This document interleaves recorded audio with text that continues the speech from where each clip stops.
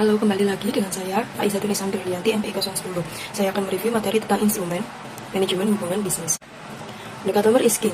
Ini bukan hanya prinsip paduan pemasaran, tetapi juga ungkapan umum sehari-hari dan dapat menjadi moto penerapan manajemen hubungan bisnis secara eksternal. Ada 4 instrumen aspek pemasaran, yaitu produk, distribusi, komunikasi, dan kebijakan harga, hingga menyajikan dan mendiskusikan pendekatan untuk menghasilkan dan mempertahankan nilai pelanggan.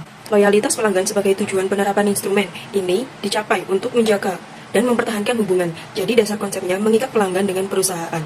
Ada 3 pendekatan dalam nilai pelanggan. Yang pertama, peningkatan produk inti. Yang kedua, peningkatan pengadaan dan proses interaksi. Dan yang ketiga, peningkatan operasi pelanggan, di mana manfaat dan aspek biaya dapat ditingkatkan untuk pelanggan di ketiga area tersebut.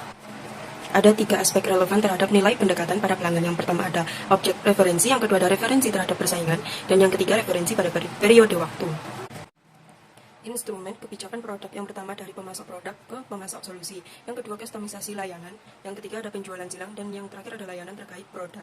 Instrumen kebijakan distribusi. Instrumen ini dimaksudkan untuk menciptakan manfaat pelanggan yang memotivasi pelanggan agar tetap menjalin hubungan bisnis.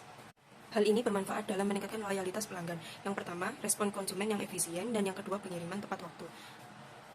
Instrumen kebijakan komunikasi. Instrumen ini berfokus pada pengendalian persepsi pelanggan terhadap manfaatnya. 3 konsep sebagai contoh dukungan komunikatif dalam hubungan bisnis. Yang pertama ada manajemen pengaduan, yang kedua ada memperkuat hubungan pribadi antara pemasok dan personil pelanggan, dan yang ketiga kerjasama dengan grup pengguna.